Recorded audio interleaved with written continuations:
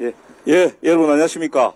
용인갑 출신 국회 행정안전위원회 소속 이상식 의원입니다. 오늘은 국민특검 제6차 브리핑으로 영등포 경찰서 마약 사건 수사에 대한 외압을 파헤쳐 보도록 그렇게 하겠습니다. 우리 이훈기 의원께서 이 사건에 대해서 대략 말씀해 주셨는데요. 중요한 것은 세관이나 검찰이 아니고 일선 경찰서 형사팀이 이 우리나라 사상 최대의 마약 국제 조직을 이제 일망타진했다는 것입니다. 그래서 필로폰 110kg, 시가로 치면 5천억 원어치, 그리고 400만의 국민이 1회에 투여할 수 있는 그런 분량입니다.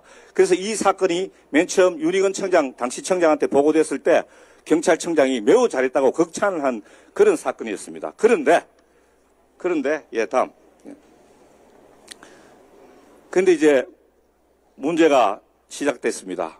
이 단초는 세관 직원들에 대한 수사를 시작하면서부터입니다.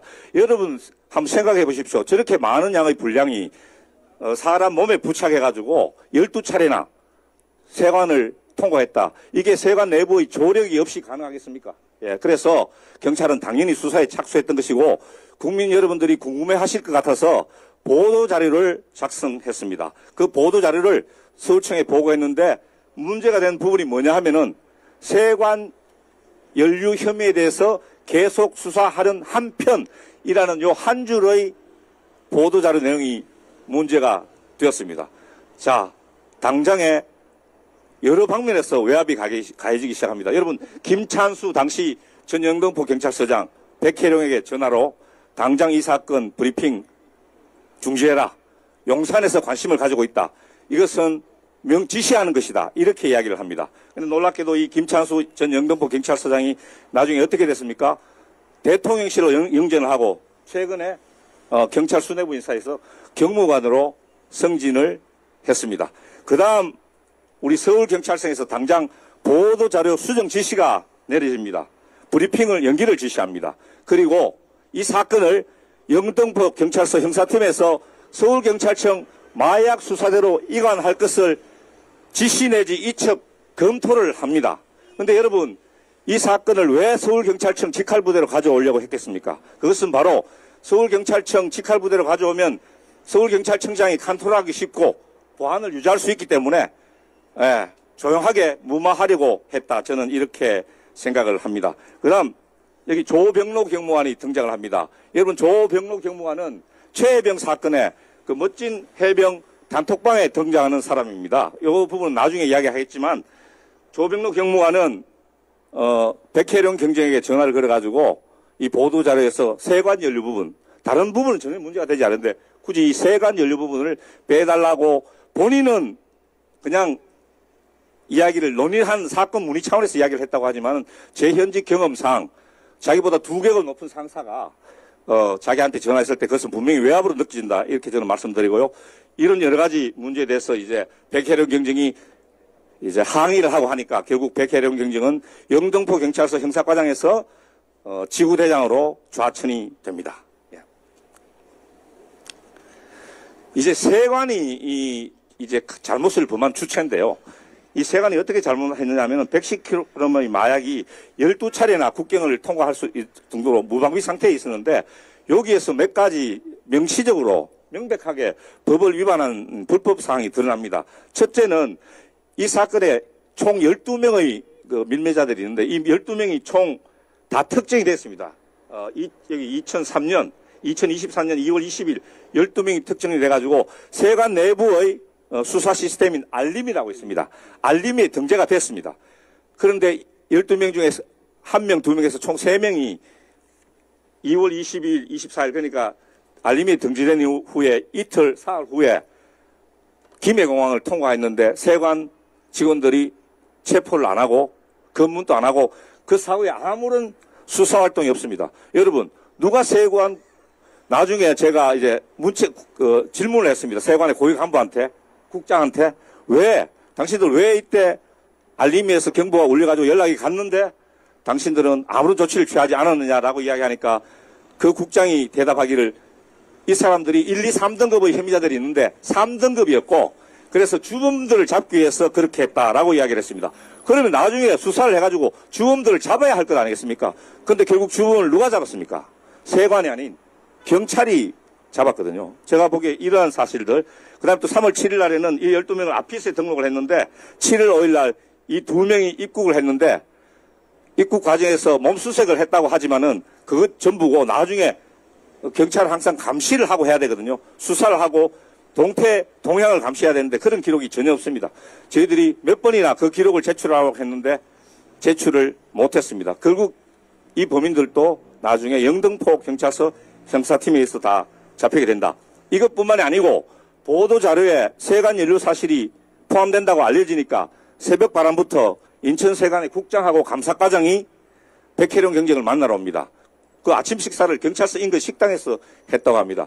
여러분, 아니 보도자료에 문구 하나 빼려고 이렇게 세관의 국장이 이렇게 경찰서 과장을 찾아온 일 봤습니까? 그다음 두 번째, 관세청장이 그 즈음에 이 세관 사건 수사의 중요 고비마다 3번에 걸쳐가지고 석연치 않은 이유로 핸드폰을 교체를 합니다. 그 이유에 대해서 분명한 대답을 내놓지 못합니다.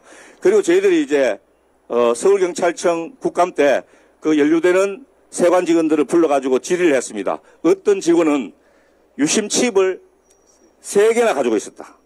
예. 또 어떤 직원은 자기 인척, 처제인데 외국 출장 갔다가 들어오는 자기 처제를 에스코트 하기 위해서 비건 날에 보세구역 안에 들어가가지고 처제를 데리고 오는 일이 있었다. 여러분들 이런 사실을 보면은 세관이 마음먹기에 따라서 얼마든지 마약 밀매자들하고 공모할 수 있다 하는 합리적인 의심이 드는 것 아니겠습니까? 그래서 경찰이 수사하려고 했던 것이고 그런데 그것을 용산이 막은 것입니다. 자, 그런데 또 이 사건에 또 하나의 또 중요한 세력이 있습니다. 바로 검찰입니다. 그런데 놀랍게도 의외로 이 사건을 맨 처음 검거를 했고 또 12명의 밀매자 신원을 특정한 것은 인천지검이었습니다.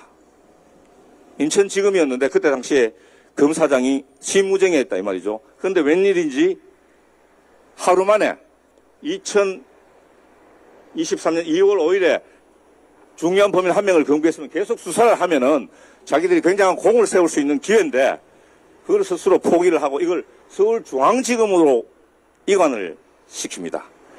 그리고 세관에 지시를 해가지고 이 12명 관련자들을 다 이제 비행기 항공편 스케줄 이런 걸 다 검색을 해가지고 12명의 신원을 특정했다고 아까 말씀드렸습니다. 그런데 그 이후에 수사가 답보상태했다. 지지부진했다. 한 명의 범인도 추가로 검거하지 못하고 그 이후의 범인들은 전부 다 경찰에서 검거를 했습니다. 또 하나 있습니다.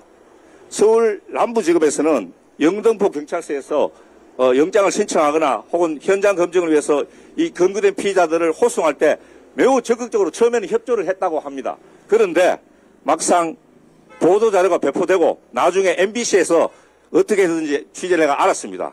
세관 직원들이 연루되어 있는 것 같다라는 보도가 나오자마자 이 검찰의 태도가 돌변합니다. 당장 수사지휘부서가 바뀝니다. 형사 6부에서 형사 3부로 바뀝니다. 그리고 경찰이 신청하는 압수수색 영장, 계좌 추적 영장을 3번이나 줄 기각하기 시작을 합니다. 여러분 수상하지 않습니까? 예. 자, 그 다음 이제 등장하는 인물이 이제 뭐 심우정인데요. 심우정은 이 사건 최초에 당시에 인천지검장으로 있었습니다. 그래서 제가 말씀드린 바와 같이 맨 처음에는 인천지검이 중요한 마약 밀매자 한 명을 최초의 세관하고 합동작전으로 검거를 했습니다. 그리고 12명의 피의자를 특정하는데도 인천세관이 큰 역할을 합니다. 그런데 문제는 뭐냐면 그 다음날 2월 6일 날 이 사건을 통째로 서울중앙지검으로 영등포 경찰서를 관할하고 있는 서울 남부지검도 아니고 서울중앙지검으로 갑자기 이첩을 해버립니다. 그리고 그걸로 끝입니다. 수사 끝. 여러분 이게 너무 이상하지 않습니까? 아니 이런 사건은 검찰에서도 하기 힘든 사건입니다. 굉장한 규모가 있는 사건인데 이 사건을 해결하면은 검찰의 평도 올라가고 직원들이 특진도 할 수 있고 하는 그런 좋은 기회인데 왜 이것을 스스로 발로 차버렸겠느냐. 이 점에서 이제 의문이 시작되는 거죠. 그래서 이제 이 심우정 총장은 이제 나중에 총장이 되고 나서 김건희를 불기소 처분하고 윤석열 피고인을 검찰에서 구속 취소했을 때 즉시 항고를 포기하는 등 현 시국 혼란의 주범 중 한 명으로 지목되고 있습니다. 그래서 저희들은 이 마약 사건을 접고 넘기면은 혹시 뭐 검찰총장으로 보내주겠다는 언지를 받은 것이 아닌지 그런 합리적인 의심을 할 수밖에 없는 그런 사안입니다. 선라이즈 사건이라고 있습니다. 선라이즈 사건은 이번 마약 외압 사건의 수사 외압 사건의 일종의 전사입니다. 프리스토리, 프리퀄입니다. 이 사건의 구조는 세관의 부패를 검찰이 덮었다. 지금 우리 영등포 경찰서 마약 사건도 세관이 잘못한 것을 결과적으로는 검찰이 덮어주는 그런 구조를 가지고 있지 않습니까? 이 선라이즈 사건도 똑같은 구조를 가지고 있기 때문에 선라이즈 사건을 한번 살펴볼 필요가 있다고 생각합니다. 선라이즈 사건은 2010년 퇴직 세관 직원들이 중심이 되어 설립한 회사입니다. 선라이즈 FNT라는 회사로 평택항 도서구역에 자리 잡고 있습니다. 이분들의 주 업종은 뭐냐 하면은 중국으로부터 제3국으로부터 농산물, 마늘, 깨 뭐 같은 농산물을 수입해가지고 가공을 해야 됩니다. 가공을 해서 파는 수입 농수산물 가공업체입니다. 그런데 이분들이 가공을 하지 않고 원재료를 경동시장 같은 데다가 대규모로 팝니다. 그러면 엄청난 차익이 발생하는 거죠. 그래서 한 6년 동안 수천억 원대에 달하는 이 불법 수익을 올린 회사다. 그래서 이 회사하고 경쟁업체였던 이성열이라는 분이 고소를 했습니다. 여러분 고소를 하면은 뭘 해야 됩니까?